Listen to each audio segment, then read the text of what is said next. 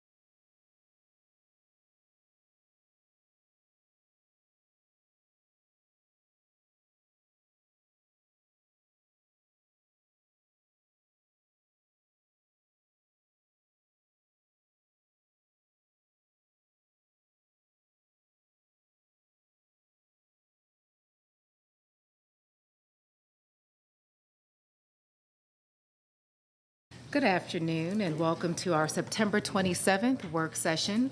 I'm pleased today that we will be addressing housing in Cobb County, and we have a number of speakers here to help provide additional information about steps the county is taking regarding this matter. First up, we're going to have Director Jessica Gwynn of Community Development help tee up this conversation.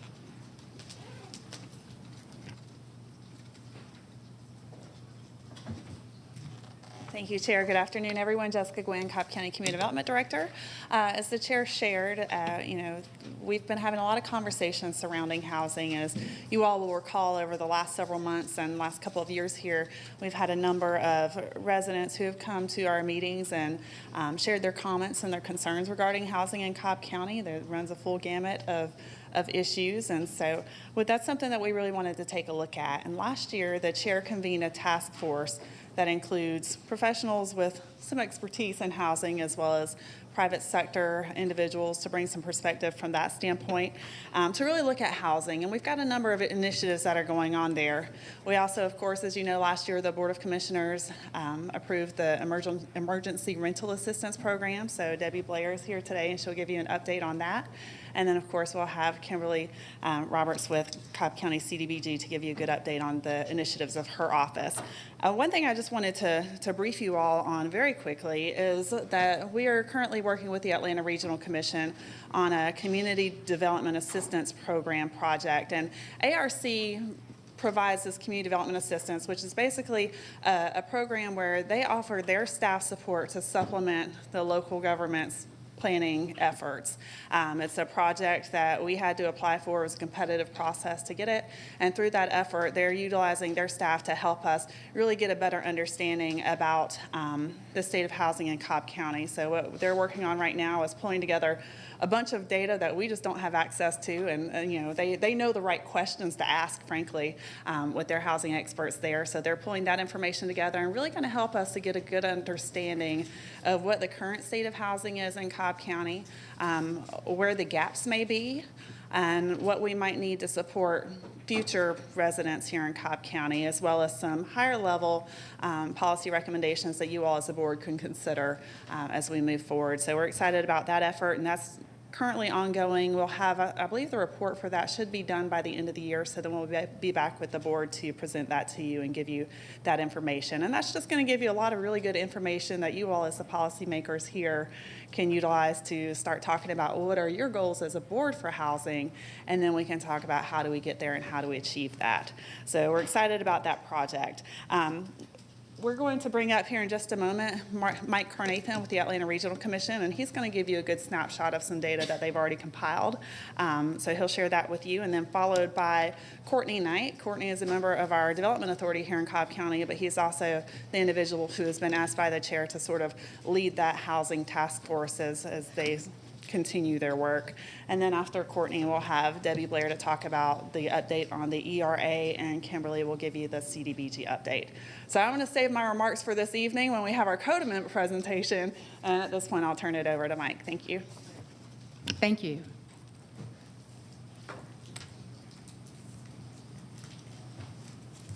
Thank you, sir. Good afternoon. Good afternoon. Welcome. Hey, again, my name is Mike Carnathan. I head up the Research and Analytics Group with the Atlanta Regional Commission. And as the slide says, I'm just going to do a very quick overview of the housing market in Cobb County. Many of you have already, actually all of you have already heard me talk about it, and I say the same thing every time. It's a very weird housing market, one that, you know, in my 23 years at ARC, we've never really seen anything like this.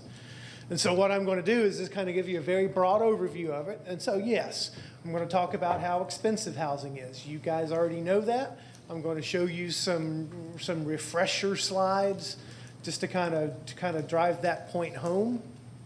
But I'm also going to give you some demographics information about how the demographics in Cobb County are changing and how that really speaks to, you know, maybe your potential housing plans in the future to kind of diversify that housing stock. And then I'll also talk about rentals, especially because if you're being priced out of the homeowners market right now, you're not finding much relief in the rental market. And then finally, I will end up with a very hot topic, and that's institutional ownership of single-family housing. I'll give you some numbers on that, and I'll give you, you know, kind of this sort of the spatial distribution of where that's happening. So there's sort of the outline of the presentation, and so now I'll get to the actual presentation. And the first slide is, you know, this is just going back to our Economics 101. Just a simple matter of supply and demand. And the simple fact of the matter is we have not been putting enough supply on the ground. And what this chart is showing you is adjusted by population, you see that in the 2010s, we're putting roughly less than half of the housing stock on the ground compared to each of the previous 5 decades. Wow. So this is 50 years. And this trend has just gone in a completely different direction. And that's why when I say that the housing market's weird, and that's it's the most challenging housing market that we've seen, this is partly of what I'm talking about. Now, if you look at demand side of things, this is what this slide shows. And so, you know, we're essentially forecasting Cobb to add around 300,000 more people between, you know, nowish and 2050. That equates somewhere around 120,000 more households that will need to be formed over the next 30 years. And so the demand is there. Now, in terms of the supply, you know, Cobb County's been adding about 3,000-ish new units every year. And so, you know, it comes down to a numbers game. The supply is just simply not keeping up with the demand, and that means that housing is becoming more and more expensive. Now, these next 3 maps are going to kind of show you really the age of housing stock in Cobb County. And so this first map is looking at the oldest or the older housing stock. And so this would be stuff that was built before 1980. And so, it's getting a little long in tooth now. So we're talking about 40-ish years. And you'll see in that, in the Marietta, Mableton, Smyrna area, sort of the central part of the county, that's where, you have most of your older housing stock. And so if you're thinking about it from, what types of housing or where should housing be going, those areas in the red are probably primed for another bout of redevelopment coming up, because it's been at least 40 plus years since this stuff was introduced on the ground. Now, the next map is looking at more kind of your classic suburbanization products. So here you're thinking about ranch, you're thinking about, smaller homes, but you're also thinking about some of these older apartment complexes. And you'll see kind of the scatter of that, a lot in District 2, a lot up in District 3, where, kind of that classic suburban style of housing is really located now. And then finally, we get to the newest housing stock. So this is housing that's been introduced in the last 20 years. And you really see that's really on the western side of the county. And so this just gives you a little fodder to think about, okay, so, as we're thinking about diversifying our housing stock, as we're thinking about introducing more supply on the ground, there's going to be certain areas where certain types of products are going to be more applicable than not, and then in the other areas. Okay, so now we're just going to get into some of the demographics. And here we're looking at just kind of the age of your population. We're going to compare it to 2000. That's going to be in the dark blue bars with 2020, and those are in the light blue bars. The gist of it is, in Cobb County, you just have more older adults. You're having fewer kids relatively, and you're having and you're just getting older. Hey, we're all getting older. But that trend is accelerated in Cobb County, and as we age, as we get older, we know that, the housing probably needs to begin to change as we begin to change. And that's certainly the case in terms of just the age bands that we're looking at here in Cobb County. Now, relatively speaking, Cobb actually has more kids than your neighboring counties, and you also have more older adults. And so here we're just looking at a comparison of, the 5 core counties and where Cobb is with that. And so you'll see, relatively speaking, more older adults, relatively speaking, more kids. And again, this speaks to this notion of lifelong communities. Places where you can age in place, where you have amenities and you have, everything that you need from cradle to through career, into your older stages of your life.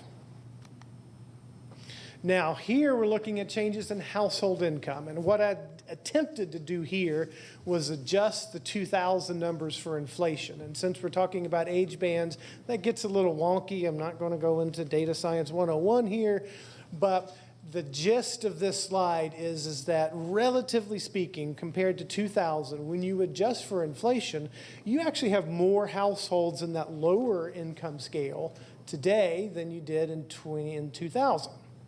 Now, you have more in the upper ends too, but again, I'm kind of building the case here to show that, there's a distinct product of housing that's missing, and it's not just in Cobb County; it's missing everywhere.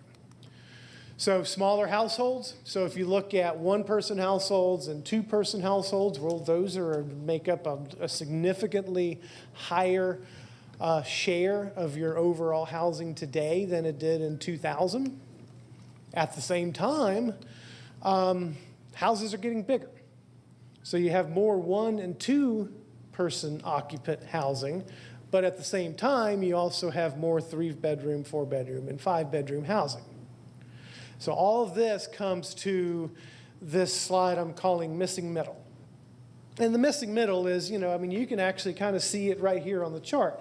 You have on the one side, you have kind of your one unit, so that's your classic single-family housing, townhomes. And then on the other side, you have your essentially your apartment complexes, those that are housed, at least 10 plus units. You don't see a lot in the middle there. And all the demographics, and again, I'm making it sound like this is just a Cobb County problem. This is really an America problem.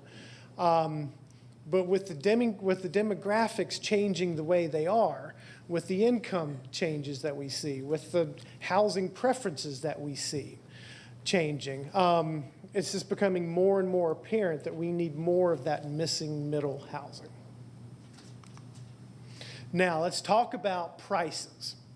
And again, I don't need to tell you that housing is really, really expensive now. So you'll see the chart.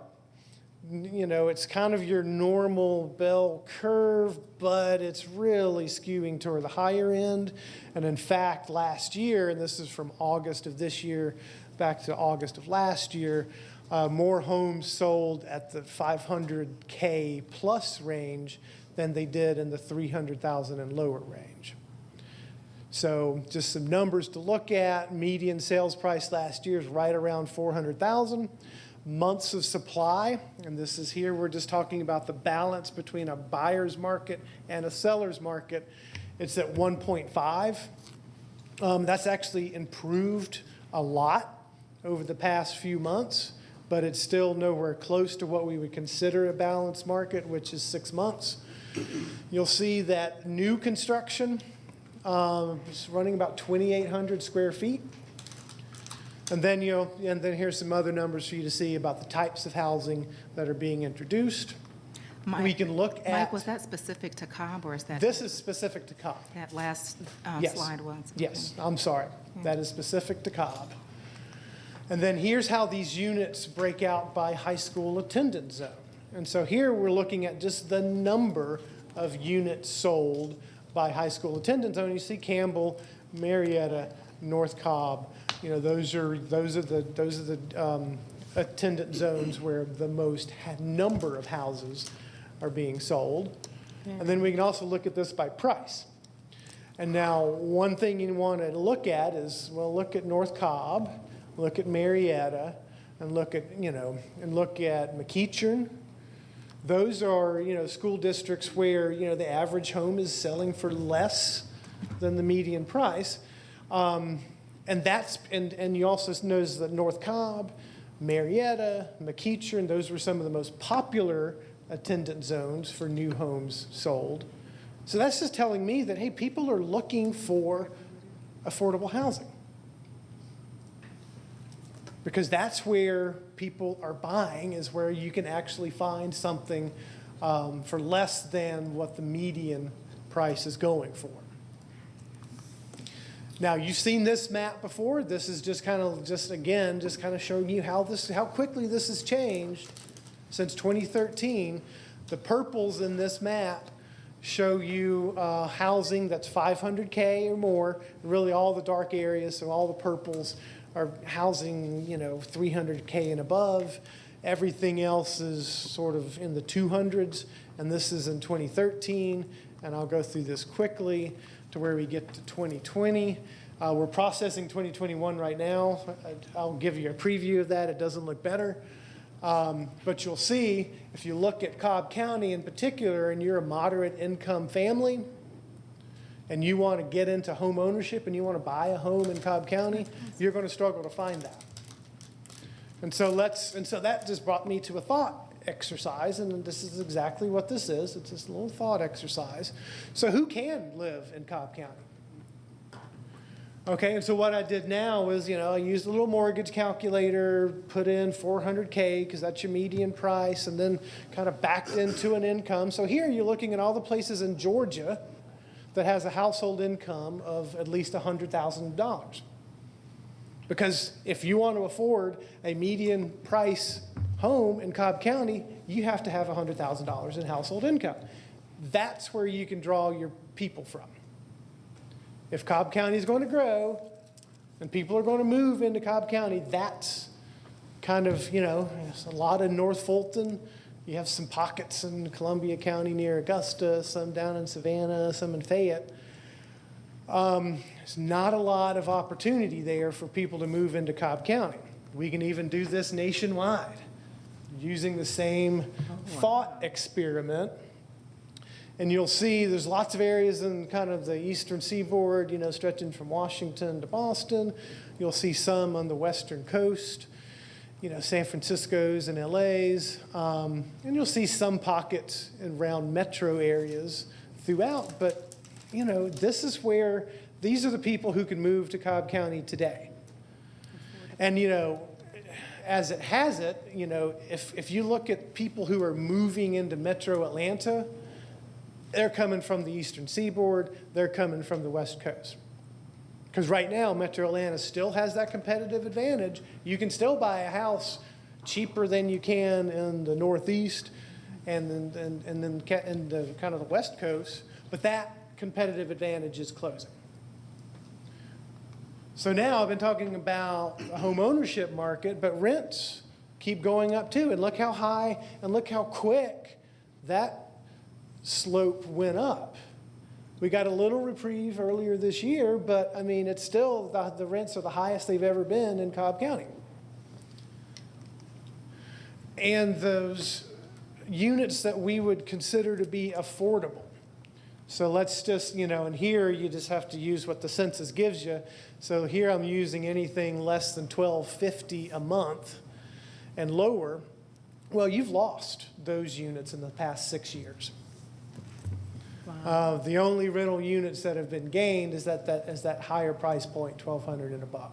And so not only are rents continuing to increase, you're actually losing the affordable stock that you have today. And evictions are still looming large. And we're going to hear a little bit more about that later today. And I say evictions are looming large, and I've been saying that for years now. We actually haven't seen that tsunami of evictions that we thought we were going to see. And in fact, if you look at overall eviction filings, it's actually at a slightly lower rate today than it was pre-pandemic. But the reason that we want to keep paying attention to evictions is because anybody who gets evicted into this housing market are more likely to end up homeless than they are to be rehoused for all the stuff that I just talked about, for all those reasons. And so keep your eye on the ball on that because, again, we don't want to evict anybody into this housing market. Now, finally, and I'll end up here, we did some research into institutional investors in single-family housing. And our research differs a little bit than everyone else's research. I know that we've all read different numbers. Redfin has, puts the number somewhere around 30% of all new housing is being bought up by businesses. We took a different tack. We actually just looked at the big six investors. And so these are just kind of these mega companies that are buying up homes by the thousands. We did look at things owned by businesses. So we did a scripting that looked for keywords like Inc. and, LLC, things like that. And we found about 160,000 housing units with those type of keywords in it. Now that could also include Habitat for Humanity. That could include land trust. But if you narrow it down to just the big six, and you're talking about a quarter of all homes owned by businesses are owned by these big six companies. And so here's the spatial distribution of these. And this is a very, very distinct spatial and very familiar spatial pattern in this region. Because if you want to look at where the challenging demographics are, where the challenging socioeconomics are in this region, it kind of goes in that U shape. Starting in Cobb, going down through South Atlanta, South Fulton, up into Clayton, up through South DeKalb, and up into Gwinnett. And so here's another way to look at this. And so you'll see where these institutional investors are buying homes, they're buying homes in, moderate income neighborhoods. And they're also buying homes in areas that have seen the greatest increases in BIPOC residents, particularly black residents. And I bring this up because it's concerning because, number one, you have all these private equity firms coming and buying up home ownership opportunities and putting them for rentals. And they're putting them in neighborhoods where the residents could actually benefit from having that stock in the home ownership. That's how, that's one of the primary ways we have intergenerational wealth is through these home ownership opportunities, and a lot of them are just being taken off the ground. And so I'll end there and see if you have any questions before you get on with the rest of your session. That was a lot of information. I tried to, I barely breathed. And particularly the last couple of slides were very telling. I think,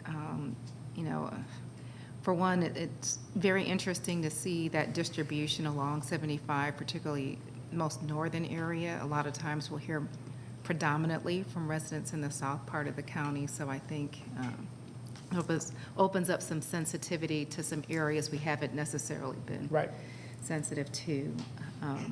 But I mean, it just looks as if there is just brink of catastrophe when it comes to people being able to live here affordably.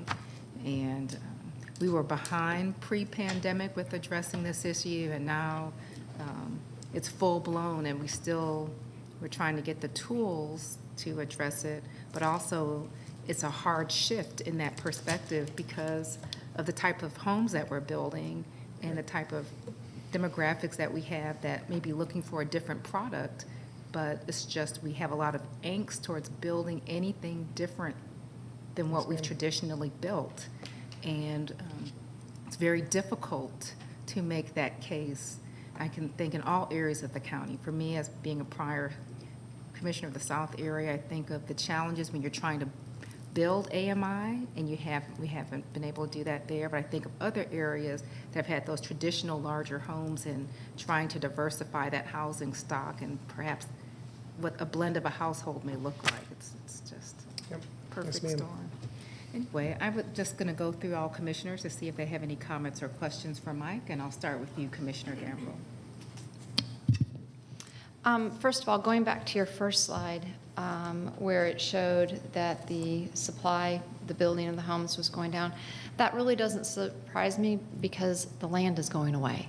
Right. So, and then for Cobb, we know the properties that we have left are pretty much undesirable or have development challenges. So I'm a little disappointed that you're not showing that aspect of it as well to reflect why we're also having the decrease in permits.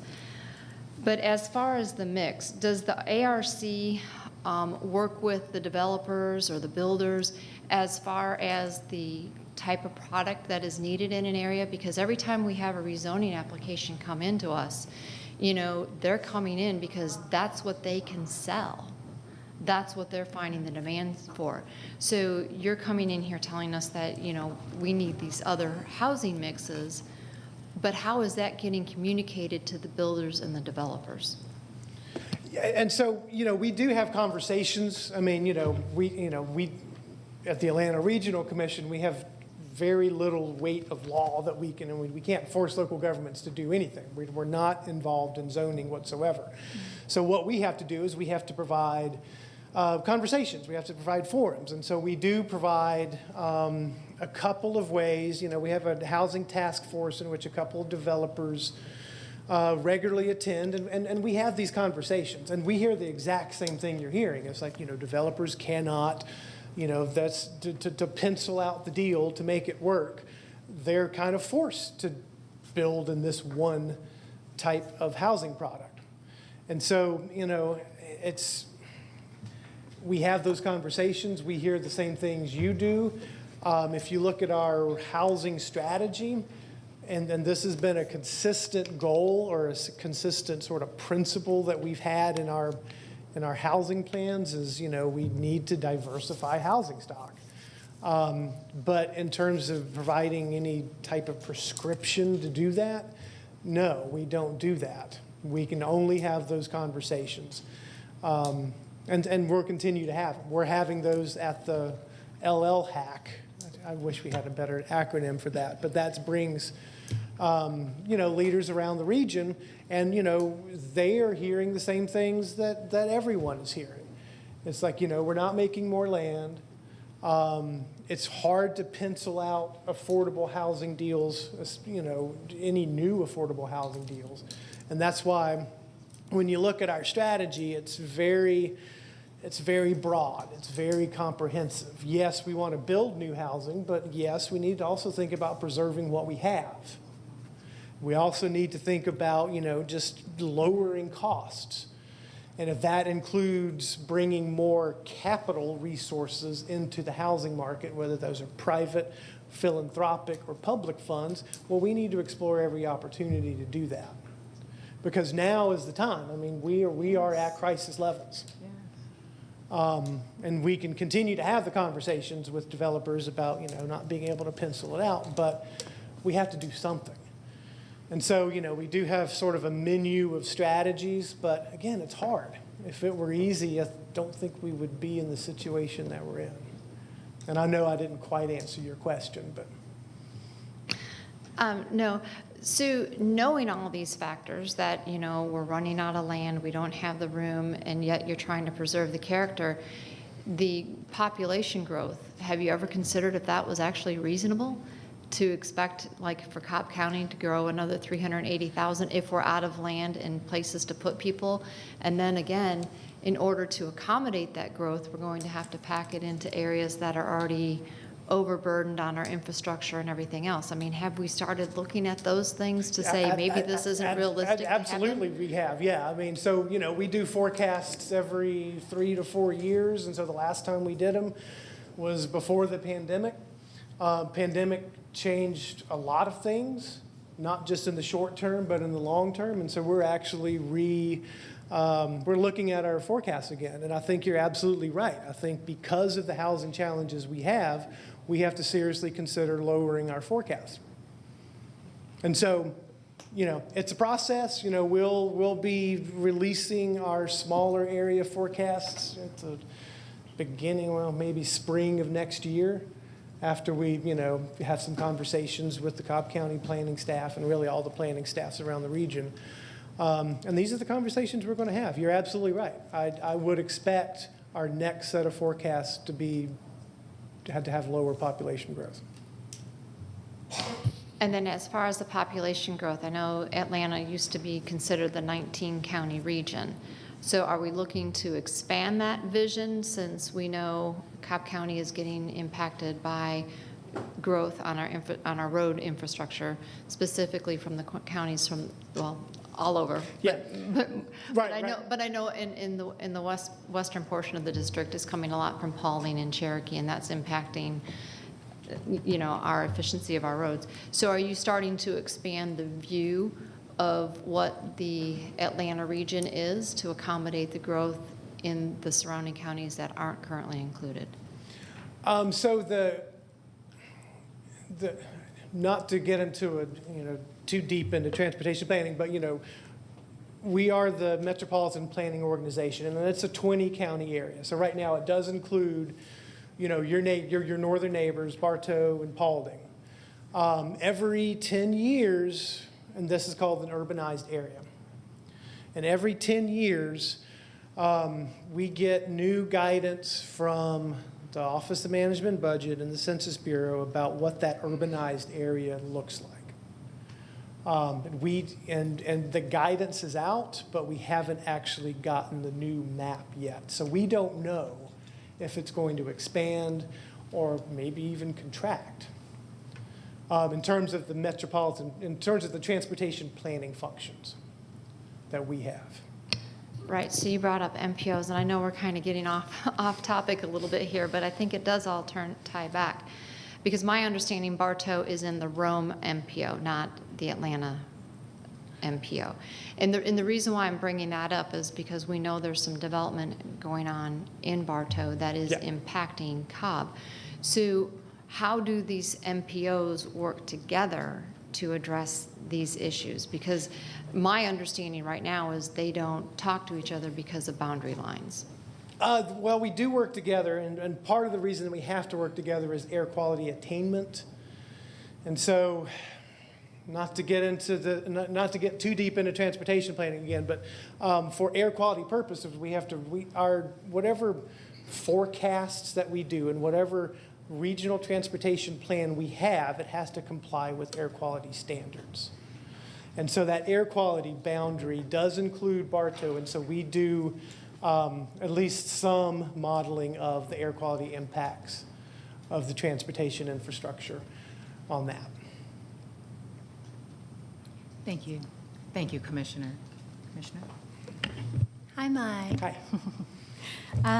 All right, so I do have quite a few things to list out. My general comments, though, just as the Commissioner for District 2, I'm really looking at three things. It's an access issue, I see an access issue, a supply issue, and a quality issue. And I definitely want to make sure we tackle those in separate, they require separate solutions. And obviously how that breaks down within individual districts and across the county looks different.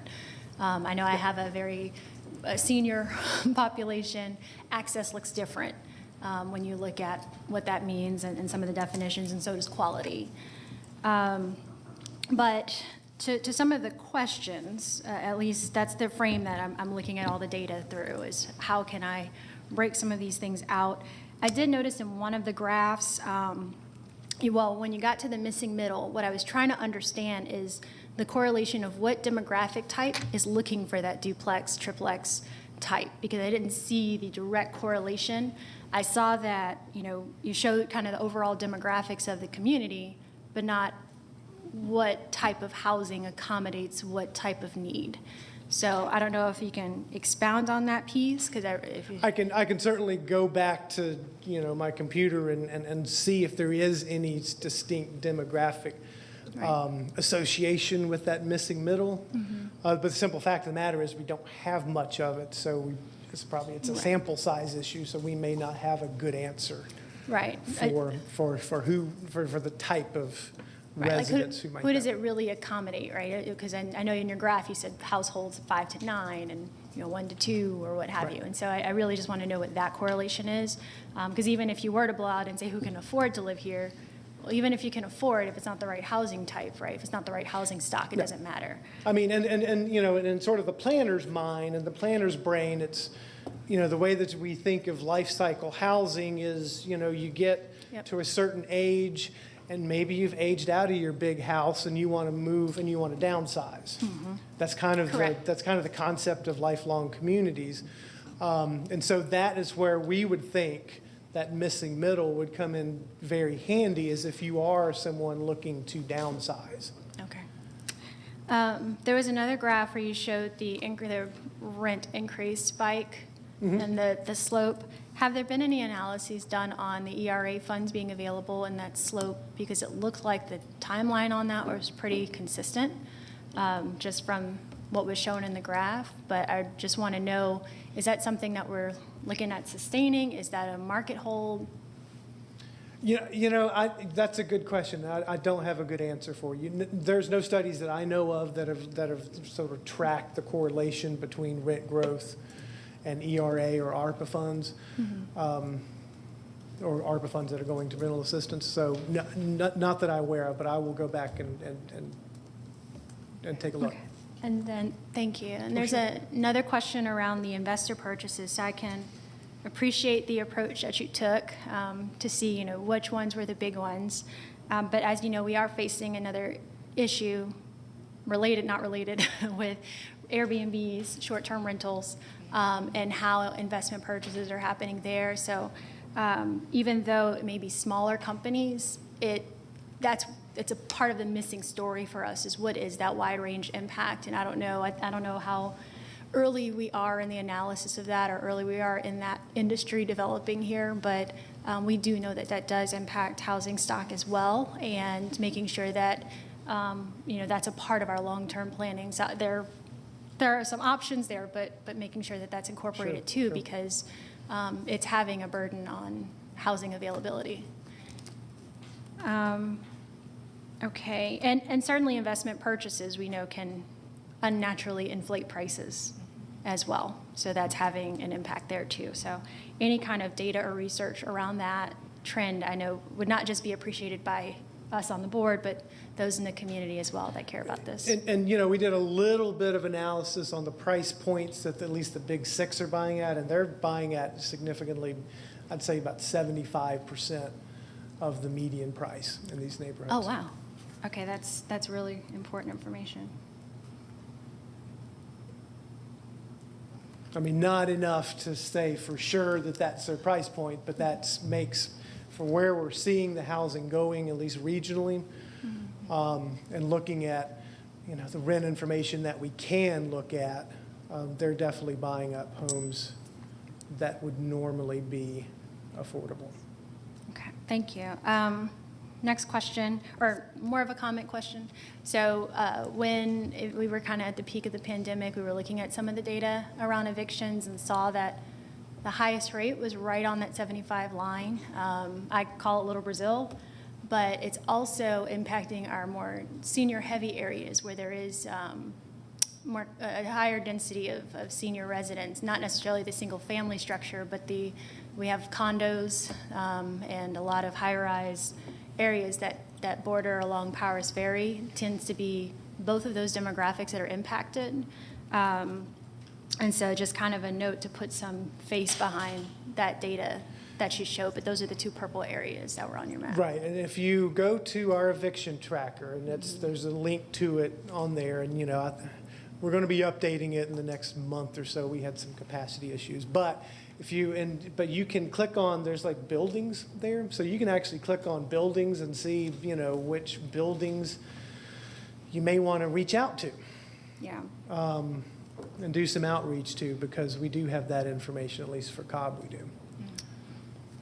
Okay, thank you. And then last question before I get to the really big question. But so that projection, that 350,000 or 300,000 increase, is that tied, and obviously I know there are a lot of factors that go into that estimation, but is that a projection that's tied primarily on competitiveness, meaning in relationship to other areas, therefore we have some immigration, or is that a data point that's more so tied to general population curves, meaning people are having more babies or not having more babies, or these demographics are having more children, and so on and so forth? What would you say factors more into it's a little bit of both. And so the way that we do population forecasting is we get a national econometric model that's shared out for every single county in the nation. And so and it's called RIMI. And so RIMI assumes that Metro Atlanta is going to get a certain share of that population. And there's literally hundreds of different variables that do speak to attractiveness, that do speak to competitive advantage. But it does also just boil down to births over deaths, your natural increase, and your in-migration. And so the starting point for our forecasting are jobs. And so you're going to have X number of jobs, and you're going to need X number of people to fill those jobs. Here's your natural increase curve. We know that natural increase is going to be going down because of our fertility rates. So that means we have to pull more people in through in-migration, through other areas of the nation. And so our model does take into account that. Okay, thank you. It sounds like it has more of a competitiveness edge to it, though. It does, because that's the starting point. Okay. Is how attractive is Metro Atlanta compared to all other areas in the nation. Correct. Okay, so the last big question for you, and I'm also going to put a little note on there, but it's what models is the ARC researching, considering a lot of contradictory patterns that we have? Maybe at a high level, if there are some that you can kind of just share. And then the second piece is, or my commentary to that is, is climate change being formalized as a part of the discussion as well? Because obviously this is something important to me that I'm forcing conversation on around housing and housing stability and community stability, but we know that there would be an impact due to increasing rainfalls. And in terms of climate change, heretofore, our forecasting models have not really brought climate change into the equation. We're being forced to do that. So, federal highway dollars are now, urging MPOs to look at the effects of climate change and the effects of resiliency on your transportation network. So yes, we're in the thick of having that conversation right now, is how do we model climate change and how is that going to affect settlement patterns in the future? I don't have a good answer for you right now, but I know that that is a definite direction that we're going in. Because, not only are we being forced to by the feds, it's the right thing to do because we know that climate change is going to have an impact on we're already experiencing quite a bit. Okay. And there was somebody, and just an aside, somebody who used to intern at ARC many, many years ago wrote the definitive paper. He's now at FSU, wrote the definitive paper on climate change migration. And Metro Atlanta was one of the biggest gainers of climate change migration due to sea level rising. Got it. So the main question was, what models are you looking at as an organization? We're going to be model agnostic, but right now we're just looking. So right now our traditional modeling suite is, you have the economic model, REMI, you have a transportation model that looks at, how you build out the transportation network, and that's going to impact your land use, and so we have a land use model that kind of iterates back and forth with that. Now, what we have to figure out is where does climate change go into that? Right. So just so that I can clarify my question too, it's not so much what data models, but what is a solution model, right? Like if you were to have a solution to a county and say, hey, we see all of these trends, here are the 3 things that you should probably research too, because here's a bunch of research that we've done. Right, okay. What are some? Yeah, so you just got me straight into my little data geek. I know. Mind. We're constantly thinking of those things, and right as part of our normal forecasting process, we're also going through scenario development planning right now that will kind of look at climate change. It'll look at things like, what if teleworking sticks, and what if 40% of work trips are taken off the road? What does that mean? What does that mean for parking spaces? And so, there's just lots of different ways that we can do that. And we don't have, right now we haven't developed a menu of those things. But anytime you want us to look at certain things, we're definitely the organization to call. Because if we haven't read them, it's probably next on our list to try to figure those out. But no, we don't have a specific menu right now. Thank you. Thank you, Commissioner. Commissioner Burrow? Thank you. Good afternoon, Mike. Hi. You had some slides with different ages and percentages. Do you have it broken down as to number of units or percentages for single-family homes, 55 and older, apartments? We can get some of that information. Now, the source that I was using to make these maps of sort of the age of the housing stock, it's just kind of all housing units, how old are they? So that's a very coarse measurement of that. There are other sources out there that we can look at. And so I can definitely go back and try to figure out, particularly the 55 plus communities, we can parse those out and tell you how many have been built over the last 5 years or so. Yeah, and also the demographics, where they're located, to see where the need is or where the population, most heavily populated seniors are, and where I can certainly make that map too of where the older populations are. Yeah, I was kind of surprised with the investors' amount and percentages, because, you know, in all of our new zonings that we get, we usually put a 10% rental cap on the subdivision numbers. And the newer ones now have HOAs that control and enforce that kind of thing too. But, you know, that's what we try to avoid is the investors coming in and renting out in single-family neighborhoods, because you don't know, you know, transient, we don't know who's living next door or across the street, and people like to know their neighbors, you know, but when they transition often, it's hard to know. Yeah, I mean, and a lot of times they come in and just buy in bulk. I mean, they'll buy Right. just entire subdivisions. So. Yeah. Okay, so, and the age thing was interesting too. So will we get a copy of these slides? Of course. Digitally? Okay. Yeah, you already answered a lot of questions that are out there, so Thank you. next. Thank you. Thank you. Hey, Mike, Thank how are you, you? Mike. Good, how are you? I'm doing well. In one of your earlier slides, you mentioned housing preference. What are you finding the current housing preferences to be? Well, there's going to be a gazillion different surveys that come up with a gazillion different housing preferences. And now it's going to be hard to parse out the house with the location.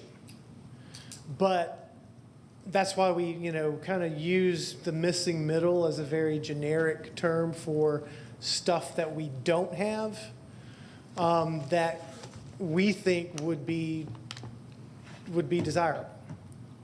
Now, we do know that, you know, just looking at recent trends, like, you know, if you're looking for an urban experience, you know, millennials and, you know, and now increasingly Gen Z are looking for more, you know, of multifamily units with amenities that are close to, you know, that are in walking distance of stuff. That's been a known preference of that age cohort for a while. As you start having kids and getting married, you know, that's where, you know, your housing preferences change for, you know, the bigger house, and, you know, you're more worried about your school district and your school attendance zones than you normally would be. Now, what we don't really understand, and we thought we knew, but we don't know, is what is the preference for boomers? You know, it was always thought that once, you know, boomers start aging out of the workforce and, you know, become empty nesters, that they would move out of those bigger houses, downsize into a different product. Now, that's not happening.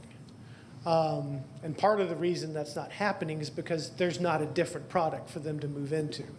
And so even if they wanted to move out, there's nowhere for them to move. Okay. And I guess that would speak to the residents that are aging in place, for Right, example. right. You live in a community pretty much all of your life, and there are no other available housing options, like a condo, for example, or adult living units is what they're called. So just to touch a little bit on your last few slides and the REITs, you know, the Invitation Homes and those companies. At the mortgage crisis in 2007 is where, you know, real estate professionals really start to see this uptick in purchasing homes out of foreclosure, some out of short sale. But I don't know if you have data that would suggest if the REITs are now purchasing homes that are in foreclosure or regular resale. And the reason I bring that up is because in your last slide where you showed that U area where they're purchasing primarily in minority communities, what's happening, and one of the challenges that I have as a real estate broker is convincing a seller not to take the offer that's $25,000 above everyone else's offer. And unfortunately, that's part of the issue here. So, it would be great if the opportunity is afforded to, someone that is really looking to purchase a home. But it's hard to convince a seller not to leave $50,000 on the table. So that's part of the issue that we're having as well. Do you find that to be accurate based on your data? Yeah, and there's a lot that we don't know about this. Now, what we do know is, like the Invitation Homes and the Big Six, and then a lot of the others that we've looked at. I mean, they were mostly not in existence before 2011. And so the initial business model was to buy up foreclosed homes. And then the thought back then was, okay, they'll buy up these homes, they'll rent them out because people need it, and that's probably a good thing because nobody else is buying these homes. And then at some point they will realize that they'll just divest themselves of their stock and then put it all back into the home ownership market. And that's never really happened. Right. But now what's happening is that there's not, and at least the data that I'm seeing, I don't see a lot of foreclosures happening. Right.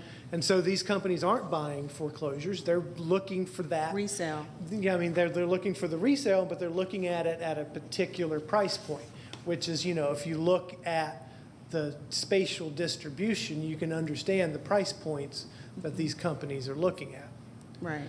And we also don't know if this build for rent model is just a permanent model and we don't really know what levers are going to have to be pressed to turn that from a rental back into home ownership. We don't know those. Okay. We don't know those levers. So have you guys had any analysis as it relates to rent to build to rent and the missing middle? I mean, there's two lines of thought around that. Is that the reason these build for rent companies exist is because they're serving an unmet need.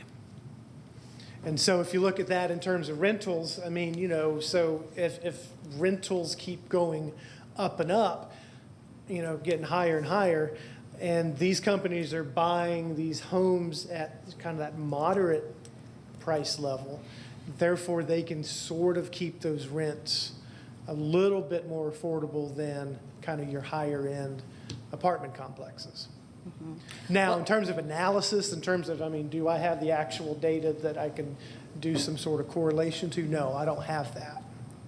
Because the issue that I find with the build to rent is that those rents are very, very expensive.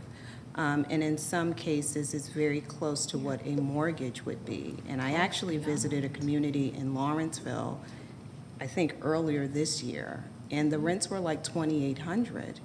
And I asked the builder or the developer if there was an opportunity to purchase, and the answer was, of course, no.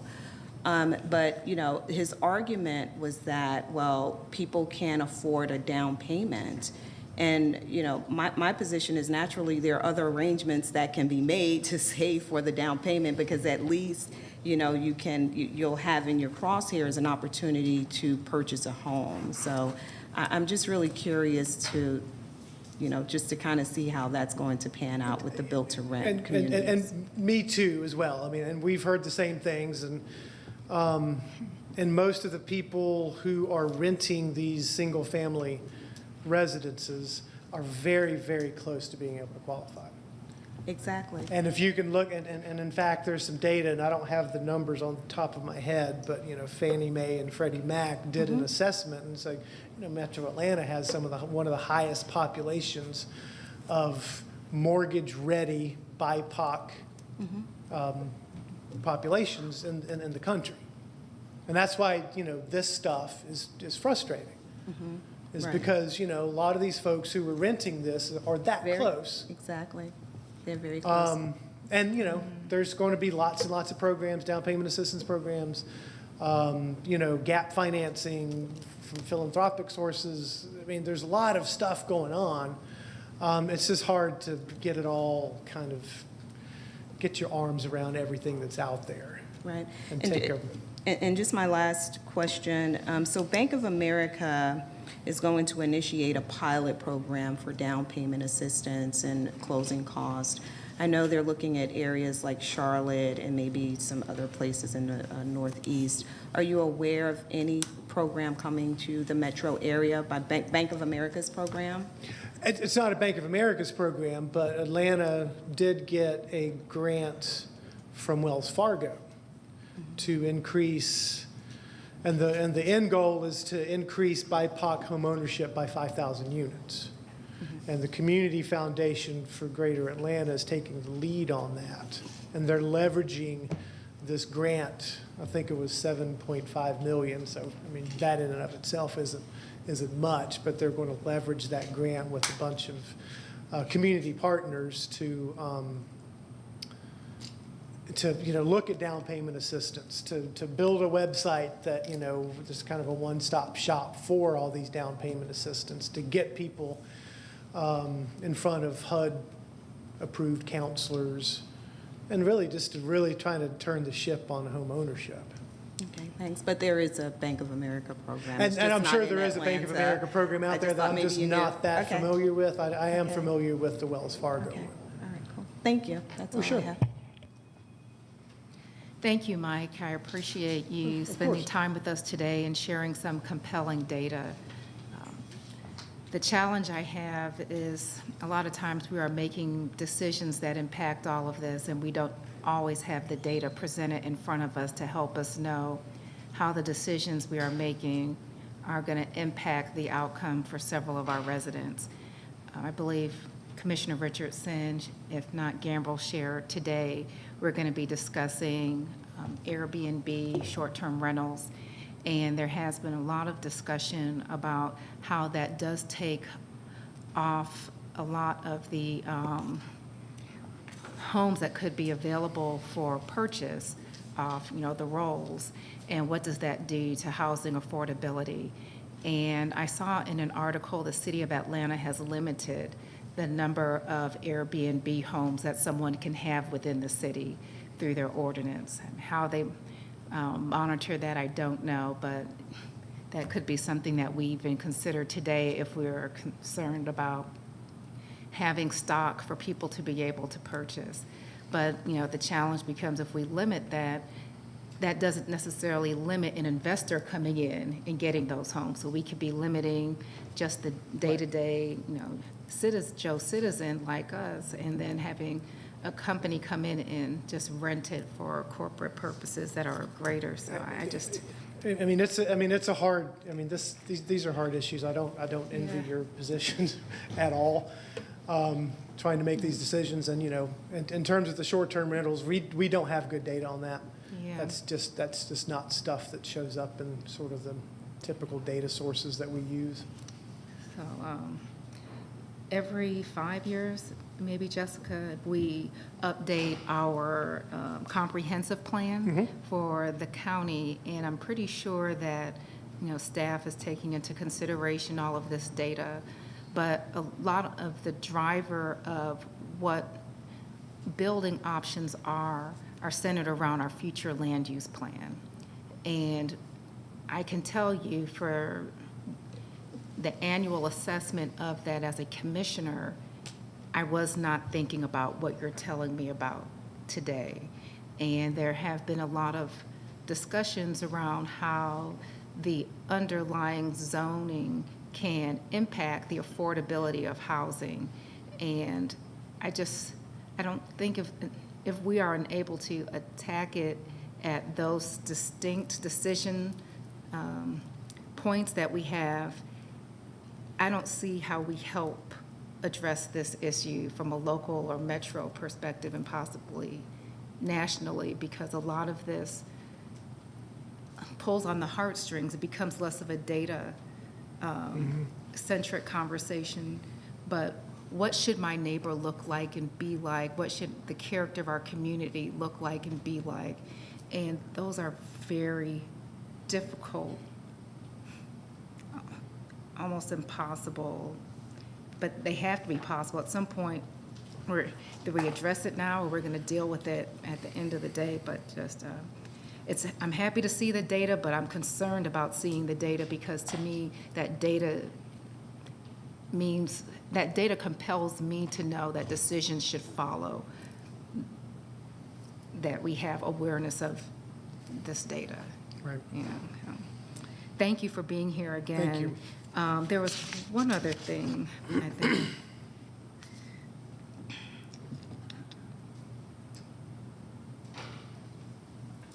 There were a couple of green slides that were Cobb-centric. Can you just go back to that? I just want to.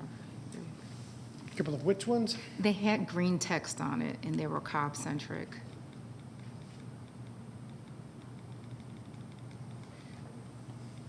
They weren't green, it was this, red and blue. Yeah, so if you can go back to that, it was just one slide. The red and blue slide that had the box here. That one? Mm-hmm. Okay. I heard you refer a lot to that median sales price, which you have at $398.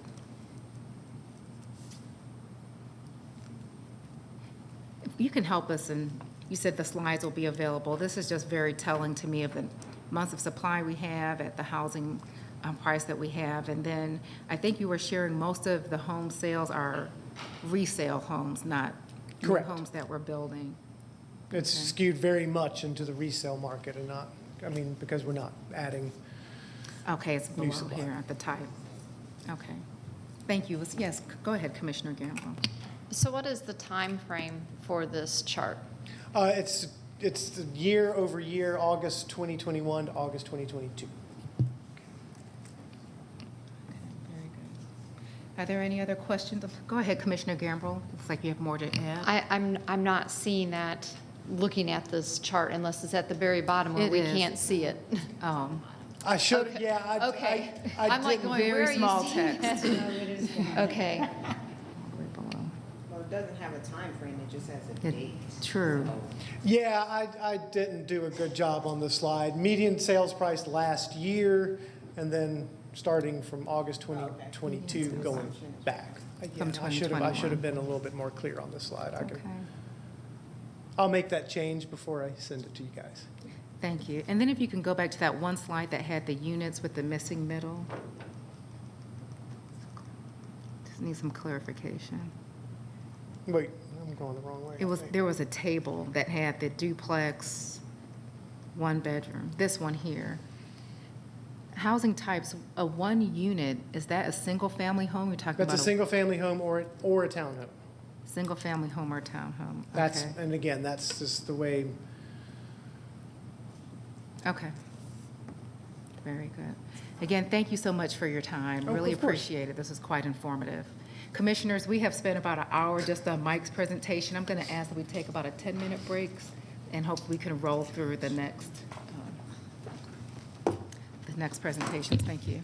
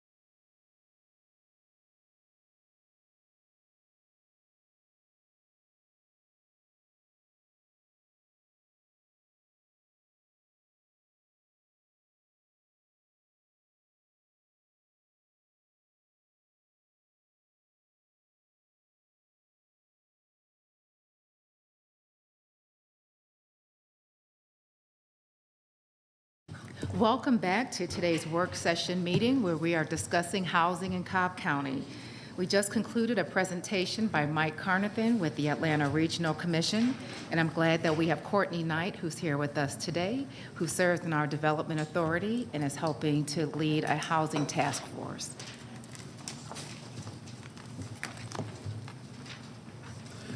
Thank you, Madam Chair, members of the board. The data that Mike referred to is very important, and the Housing Task Force will be focused on that data and the data that's forthcoming in the Community Development Assistance Program from the ARC. So we'll be data-driven and data-focused in the work that we're doing. But there's also a human side to this, Madam Chair, as you mentioned, that I want to mention. I grew up in a single-parent household. We moved sometimes 2 or 3 times during the school year. It was so hard to make new friends every year, to feel like we were settled throughout all of my school years. And my mom, rest her soul, never owned a home. So it's important to focus on the human side of this as well as we think about what we're planning, what we're proposing, what we're doing in this county. I spent the past 35 years of my career as a public finance investment banker and financial advisor, and I advised local government leaders about some of their most pressing financial challenges. A lot of that was related to community and economic development, and of course, at the heart of that is affordable housing. And so when I had the opportunity to join the Development Authority Board, I saw it as a great chance to find ways to get people jobs, because that's a core element of community and economic development. And now that Madam Chair has invited me to lead the Affordable Housing Task Force, I'm also leaning into that as a way to give back to the community and try to develop some solutions to this massive challenge that we have. So the purpose of the Affordable Housing Task Force is to develop policies and program recommendations for the Board of Commissioners to consider to increase the supply of housing in different markets and the supply that is not being met by market forces. So the task force is made up of volunteers who cover several different professional segments. We've got real estate developers and builders. We've got real estate agents and professionals in the real estate market. We've got the housing authorities represented. We've got attorneys, and we've got public finance professionals. And our purpose is to pick everyone's brain, get the very best thinking around what innovative policies and programs we can bring to you all on the Board of Commissioners to try to address the shortfall in houses being developed. So after forming our mission statement, we have recently formulated subcommittees.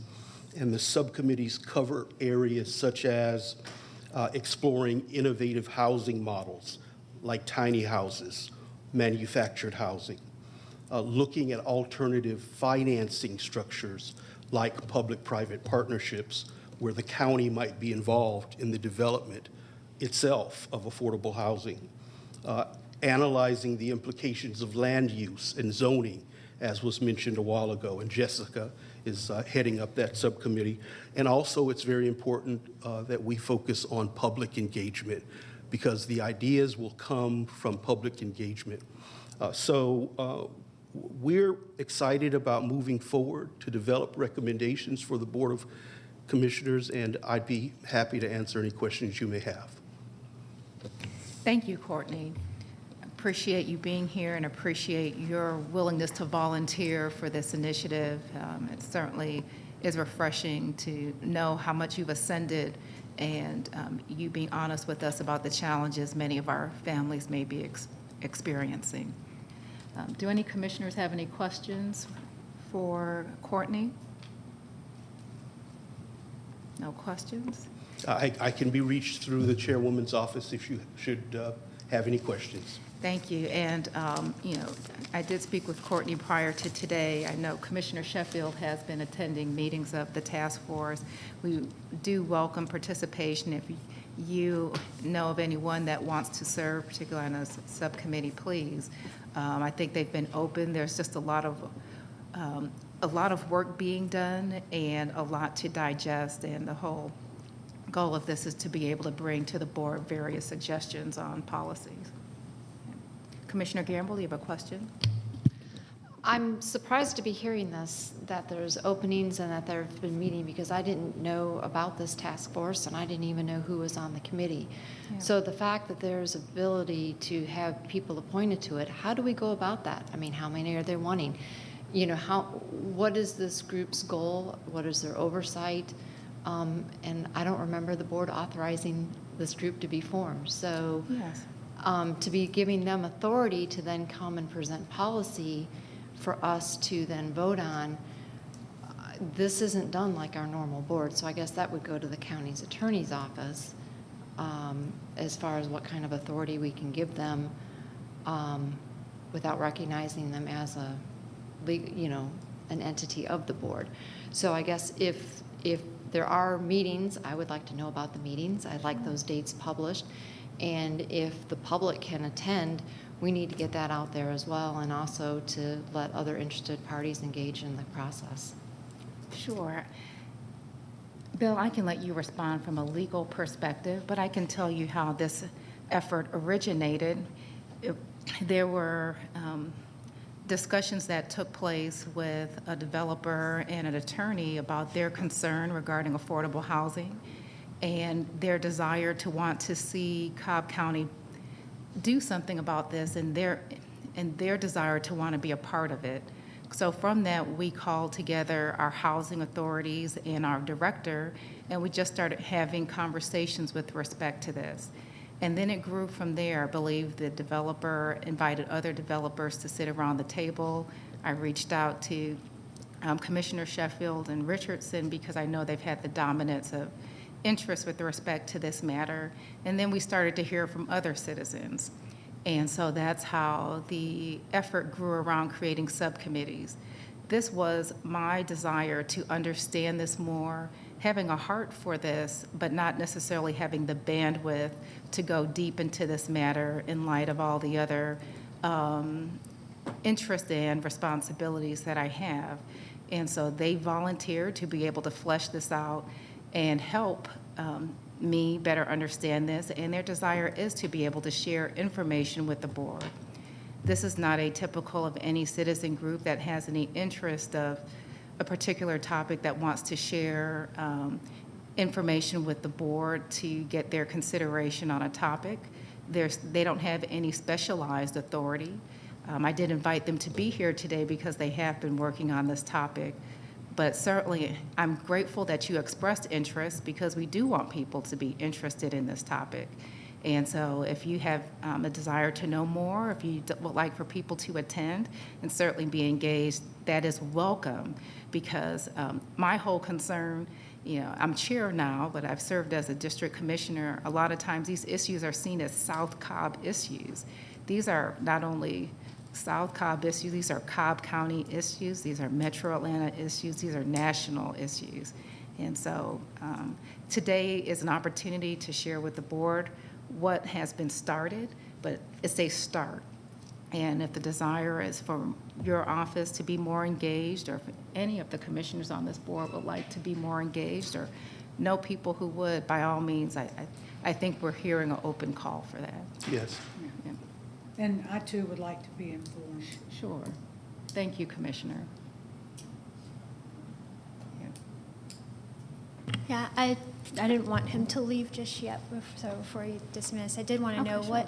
what has been discussed up to this point, because I know, I knew that the task force had existed, I know there have been talks about each person doing one at some point, but what, like each individual commissioner looked at doing something as well, but what, I haven't been able to make any or attend any of the meetings, what has been discussed? Up until this point, the focus has been on gathering information about best practices from around the country. The affordable housing issue, for instance, has been a crisis in California for decades. And I happen to have started my career in California and worked there for 15 years. So I've been able to reach back out to my contacts and relationships in California to look at case studies of what some of the more innovative structures they've used to address shortages of affordable housing. A lot of that has been along the lines of public-private partnership. There are a couple of school districts, for instance, that have used their land to enter into a joint venture with a private affordable housing developer to build homes and apartments for starting teachers in the school district. So the school district contributes their land, they enter into a joint venture with the developer, and they are able to build apartments at lower rents because the school district has equity in the deal, which is their land. So that's a model that, even though it's dealing with teachers in a school district, may have some applicability here. We know that public servants in this county and across this region in the United States, policemen, firemen, teachers, your own staff, find it challenging to live within the county that they serve. And so we're trying to develop models, best practices, programs, and policies that you all can consider to try to address some of this shortfall. Thank you. You're welcome. I'd like to share a couple of things that have come out of this group meeting was just to start creating a toolbox of what is available today. And the Cobb Housing Authority, or the Housing Authority of Cobb County, shared their interest in just having a website to let people know about their programs. Many of our residents and even our employees may not know that Cobb County has an active down payment assistance program that we just addressed in the prior presentation. And we were able to connect the director with communications, and the Housing Authority now has a website where the information is communicated about how to utilize the down payment assistance program. And this is just an advertisement. We have a down payment assistance program. And the director has been saying they have money, more money than they have people applying for the down payment assistance program. And I know over the past few years, I've seen it in newsletters, but I don't think the word has really gotten out about this assistance that Cobb County has today. And so that's something that came out of that. Another development that came out of that group meeting was the connection with the Atlanta Regional Commission and the grant that we were able to receive to help us assess our housing stock. And so just having the conversations has been generating some interest to be able to make some small steps, but they are steps in the direction of Cobb addressing this. That's right. Commissioner Sheffield previously mentioned the Bank of America program. It was a member of the task force that identified that program. And there are myriad programs sponsored by the state, sponsored by FHA and Fannie Mae, sponsored by your local housing authorities that provide down payment assistance, closing cost assistance, and we want to make sure that that sort of information is readily available to everyone in the county so that they know that money is out there and that what are the requirements for them to get access to down payment assistance. Yes. So again, the invitation is open. We have not advertised as a public meeting because we have not had 3 commissioners attend the meeting. It was my desire to pull back from attending. Should Commissioner Richardson attend, just because I do want to see the board members take the lead on areas of interest for our county. particularly that they deal with more acutely in the districts that they lead. But again, I thank you for the interest. Courtney, thank you for your presentation. And we can certainly share with the commissioners the next time the group meets. I think there's started to be a cadence to the meetings on Second Monday of each month. second Monday? Okay. Or third Monday. I think it was third. I believe someone had a conflict for the third, so we moved it to okay. the second. Thank you. And so we can get that information Sure. out. Thank you. It's all been handled online. It's virtual. And I can't tell you the time because I have not been able to make, I think, the past We 2 or 3. try to do 4 p.m. Okay, 4 p.m. Very good. Again, thank you very much. Yeah, Commissioner Sheffield has. No, just quickly, I just wanted to thank Courtney for all of his work on the task force. The chair mentioned this is a volunteer role, and you've been very consistent in gathering data and pulling the team together and making your connections. So thank you for that. And also to Jessica, who also serves on the committee. Thank you for all that you're doing as well, and securing the grant from ARC for us to analyze data and come up with some effective policy. Thank you, Commissioner. Thank you, Courtney. You're welcome. Have a good day. Thank you, you too. All right. We have our next presentation will be brought by one of our county attorneys, Debbie Blair, and she will be addressing our emergency rental assistance program. Good afternoon, Debbie Blair with the County Attorney's Office. As stated, I'm going to talk about emergency rental assistance. Of course, I want to thank all of the service providers that have worked with us on this program. We actually began this program back in we actually started taking applications in April of 2021. You all approved the allocation back in February. But these providers, Home Free, Must Ministries, Sweetwater, Star C, and the Center for Family Resources have worked very, very hard to make this program as successful as it was. We have had them come before you previously to give updates, but I was asked to keep this brief. So we elected not to have the providers come today, but we do have representatives from Sweetwater Mission here if there's any questions that we might need to address to them. And then further, if you recall, Star C is no longer participating in the program, but when they were participating, they distributed $5.28 million of ERA funds. And even before there was ERA, they worked with Cobb for the initial rental assistance program under the CARES Act, and they distributed $3.69 million under that program. Cobb has received a lot of funding for rental assistance. As you see here, we have received to date a total of $62,557,446 of assistance. This assistance is designated as ERA 1 and ERA 2 with slightly different rules and timeframes for each of those amounts.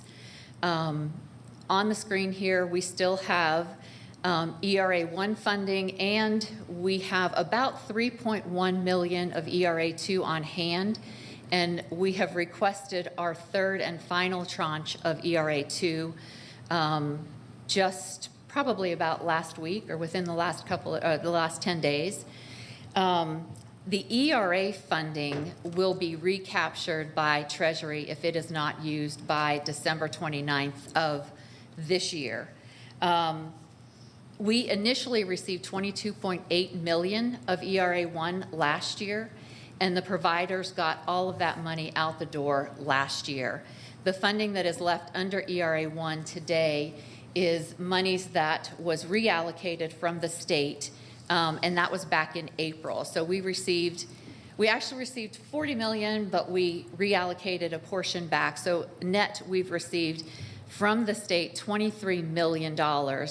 And the providers have got out about a little over $7 million of that money out the door since April. The service providers have assisted over 3,800 households since April of 2021. The average check size that has gone out to the applicants has been approximately $9,800, and 98% of those monies have gone towards rent, and a smaller, much smaller portion has gone towards utilities, which is also allowed under the program. Yes, Debbie, we have a question for you. Oh, I'm sorry. That's okay. The average check, you have there $9,810.32. Yes, did I not state that? Yeah, you did. Okay. But my question is, what does that cover? What period? 3 months, a year, 6 months? It varies because, of course, rentals vary. We have had, in the beginning of the, probably towards the end of last year, some of the tenants were requesting several months of monies, simply because they had lost their jobs due to COVID. And if you recall, for ERA 1, which is what we were distributing last year, there had to be a direct COVID hardship that had to be documented. But the providers were distributing perhaps 6 to 8 months. So if you look at rents, $1,850, or $1,800 a month, $1,500 a month, it does vary. But some of the checks that were distributed were $20,000, $18,000. That was regularly distributed in the beginning of the program. But of course, this is the average that goes out. And these are checks that go directly to the landlords, if you recall. Right. Thanks. Are there any other questions? I had a question regarding the previous slide, if you can toggle back. The ERA 2, what has been encumbered of that $10 million? Are those, sorry? Have all those funds been obligated, or are we still accepting applications for that $10 million? We are still accepting applications. Of that $10 million that remains, we have approximately 750, well, 750 has been allocated towards an eviction diversion program that I'll talk about in a moment. Okay. We also have allocated funds towards the Atlanta Legal Aid Program. So between the two of those programs, about $1.5 million is fully obligated. The balance of those monies are available to be distributed to applicants. So persons can still contact the agencies? Absolutely, yes. That don't necessarily have that direct COVID requirement that was required of ERA 1? That is correct. Okay, ERA 2 hardship. simply requires that there is a hardship that is experienced during the pandemic period, which is considered still ongoing. Okay, thank you.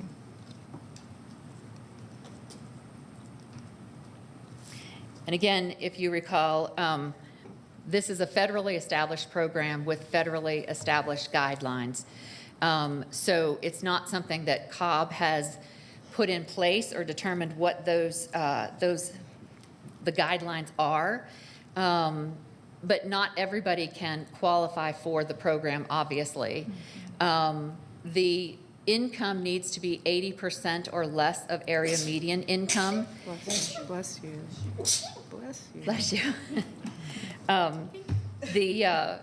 These are the existing reasons why we are having to deny applicants that apply for the rental assistance. Yeah. And one of those common denial reasons is that the income of the applicant is too high for the program. Again, the further we get away from the actual pandemic, the COVID hardship is harder and harder to be documented. And then, as you've heard throughout the updates that we've had over the last year and a half, the fact that applicants don't have the necessary documentation, the required documentation to show, or they simply apply and then they don't provide any of it. They just no follow through. And then, of course, the fact that there are landlords out there that will not participate in the program, and that has has affected some applicants.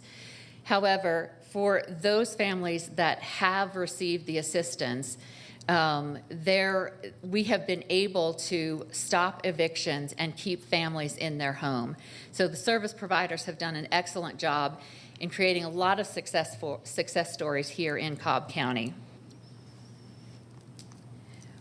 When I asked what might be, or what the providers wanted to share that didn't address any of the other questions we just covered, the one thing that they said, while this assistance has been vital to many, many families, the longer-term solutions need to be thought about in order to stop the eviction cycle and prevent, keep families in their homes. And these are some of the suggestions that has been talked about.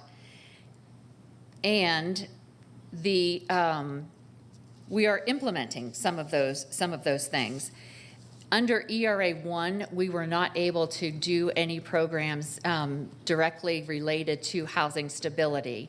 But under ERA 2, there's a little bit more room in the required ways that we can spend money. So we have been able to implement some housing stability programs. One, as I mentioned, is the legal aid program. It has in place, there is a staff attorney and an answer clinic that is in magistrate court on eviction days, so that when eviction calendars are being heard, so that there's somebody that they can go to, tenants can go to and talk to and address legal questions with them. As I mentioned, that has been funded. We currently have it funded through 2024. We're getting, as you saw earlier, we're getting another tranche, and we will be asking the board to consider funding that through 2025, which is the end of the ERA 2 program. As well, we have, the board has already funded, in part, the eviction diversion program. This is a program that Judge Murphy is looking to implement, and it is, we haven't implemented it yet, has not been implemented yet. We are asked, or the judge wants to wait until ERA 2 has been pretty much all the way distributed, so that this program does not conflict with, or it doesn't get confused between the two programs. This program, the diversion program, is targeted towards keeping families stable and self-sufficient. And while there might be some rental assistance as part of the program, it's really more so directed towards mandatory jobs or financial training and working with families more to create a longer-term solution. So that's something that that Judge Murphy is looking to implement. And of course, I have to thank Judge Murphy for all of his assistance and input. He's worked very closely with all of us at Cobb and with the service providers, and given us a lot of great ideas. So along with the service providers, I really have nothing to do with this at all. It's somebody else that is doing the work, so we do appreciate it. And any questions? Thank you, Debbie, for that presentation and for all of your work for the CARES program and also ERA 1 and ERA 2. I appreciate it. Yes. Commissioners, do you have any questions for Debbie? Thank you. All right. All right, thank you. You got off easy. Yeah. Okay, last but not least, we have our CDBG office, which will provide us a presentation. Good afternoon, Commissioners. I'm Kimberly Roberts. I'm the Managing Director for the Cobb County CDBG Program Office. And I won't be long, but I do want to go over a couple of things. You might have seen our office manages several programs, and I tried to give an overview of all of our programs. And this is the first year that we kind of pulled out a little bit about how the county has allocated funding. So, for example, for the Community Development Block Grant Program, it's one of the largest grant programs that is federally funded through HUD. The allocation process that HUD uses is they're looking at the county's population, the county's extent of poverty, the housing overcrowding stats, the extent of growth and the age of housing. And so this is how they determine how much the county will receive annually.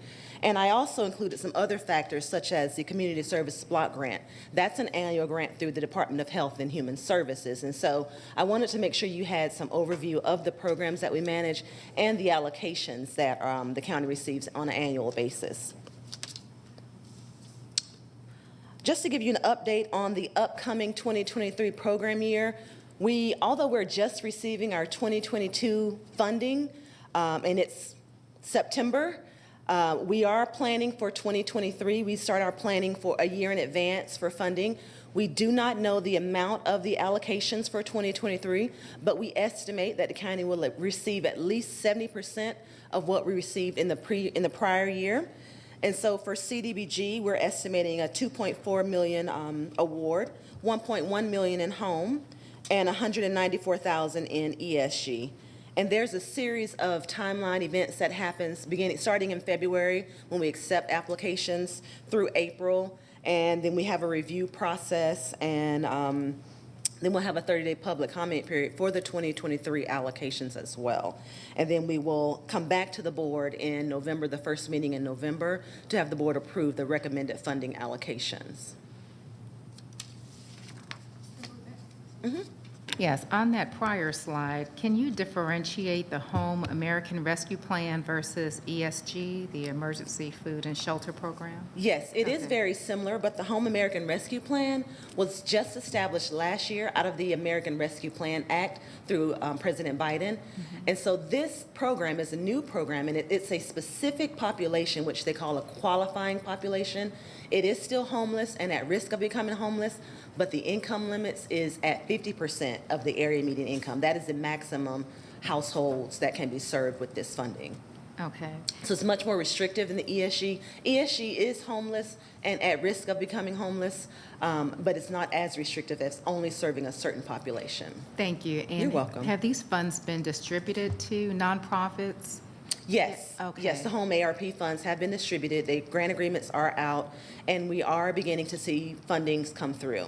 Okay. Yes. I know we've had a lot of emphasis on the ERA program, Yes. but some of our organizations still have other funding sources Yes. to assist families with They housing. do, and rental assistance funding as well is in this grant, as part of this grant as well.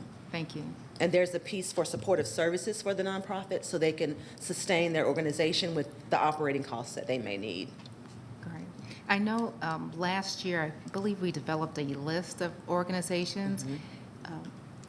Can we get an updated list to share with residents as they have concerns, or at least commissioners? Yes, who Sometimes still I still has have money. people that contact me, but they don't necessarily qualify for Okay. ERA. Yes, so those organizations that might still have funding available to Yes, ma'am. for rental assistance, we can do that. We can Thank do that. you. I wanted to share with the board some of the program accomplishments from HUD. Annually, the county submits a consolidated annual performance report. We call it a CAPER. And in this, the HUD it's a document that is submitted to HUD, and they are assessing the county's performance in spending the grant funding and complying with the regulations for the programs.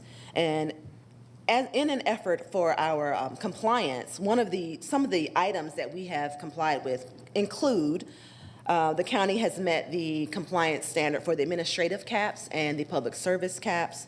The county has met the eligibility and national requirement for ensuring all the funding is set aside for low and moderate income households. The county was in compliance with the ESG administrative cap, and then the county has met and exceeded all of its 2021 action plan goals. And we've expended $3.3 million and assisted 89,000 residents with CDBG CV funding. And all of the county's CDBG CV funding, CV1 funding has been expended. All of the county's CDBG CV3 funding is nearly expended. I think we have about $90,000 left out of over $3.3 million that was received. And other items is our office also does publications just to kind of engage the community, make sure they're aware of important topics. And so this year we did a fair housing and housing affordability publication during Fair Housing Week. And we also did an ebook for CDBG Week to make sure that the community knows all the investments that have been achieved through the grant funding. Great. Kimberly, can you clarify what is CDBG-CV? COVID-related funding COVID-related. under the CARES Act. The Okay. county received 2 tranches of funding under the CARES Act. Thank you. You're welcome. And the 2022 program office trainings, we try to make sure, you can go down one. We try to make sure our staff maintains our training capacity and we're up to date. And so not only do we have in-house trainings, but we also offer our subrecipients trainings as well to make sure that they are always abreast of the requirements. And so for the subrecipients, we've had income training, project maintenance training, foul monitoring trainings. And so this is just a few of the trainings that we've participated in the year. Items for review. The county was awarded additional ESG CV, which is COVID funding.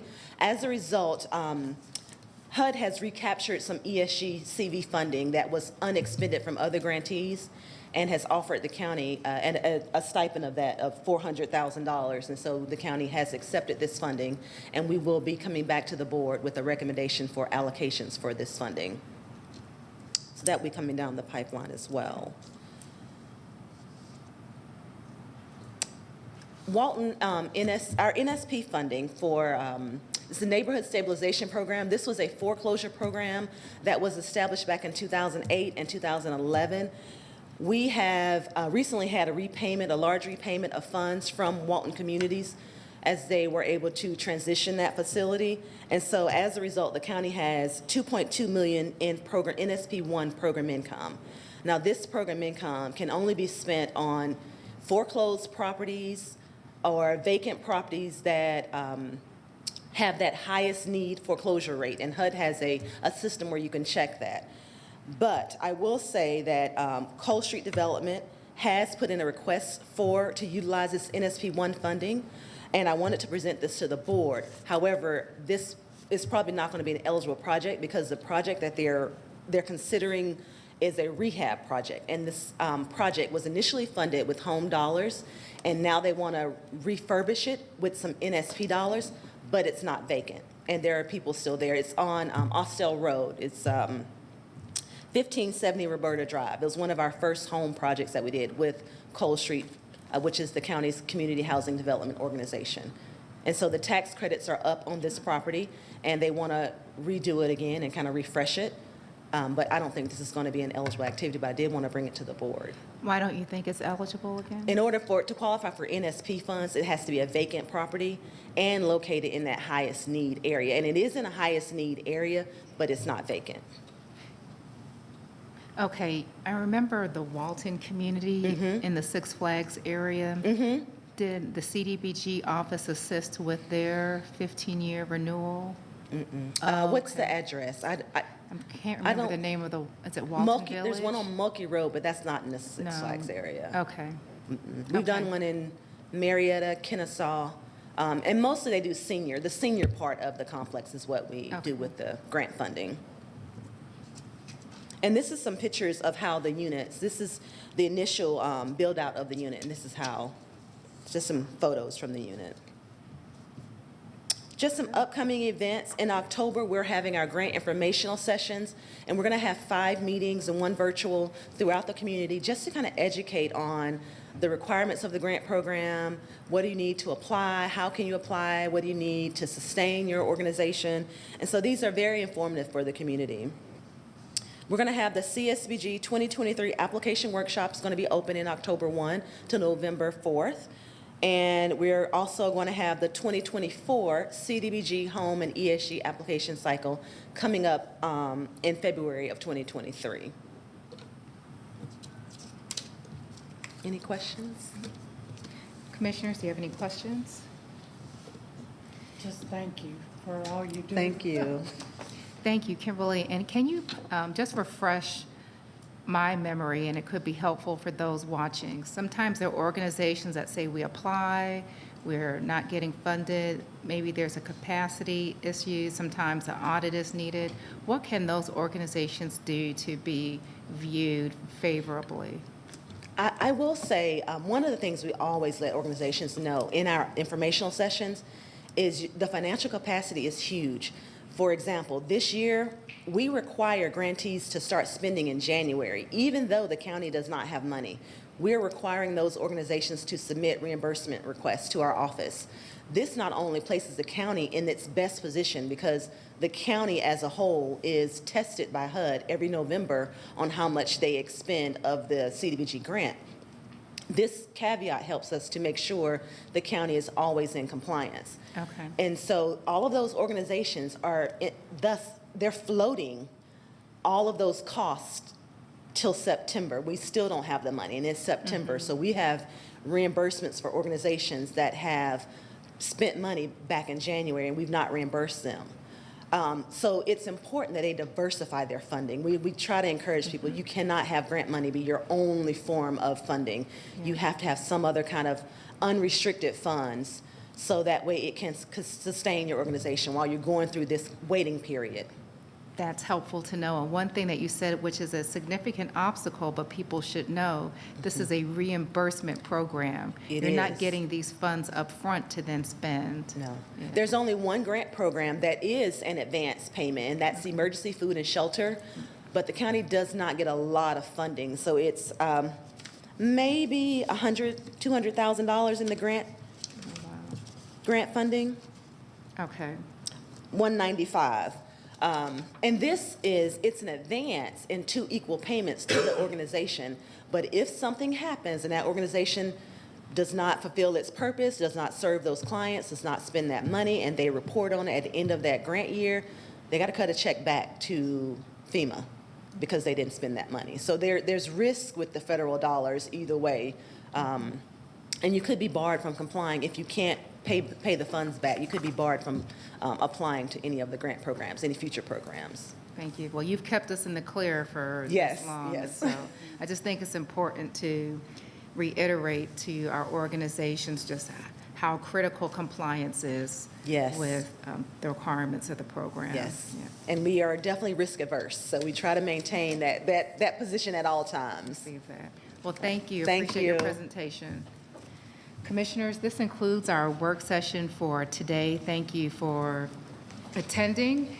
We will be back here tonight at 7:00 p.m. This is a unique meeting as we will be approving code amendments for this year. So look forward to you coming back and those who are watching to hopefully return tonight at 7 p.m. Thank you.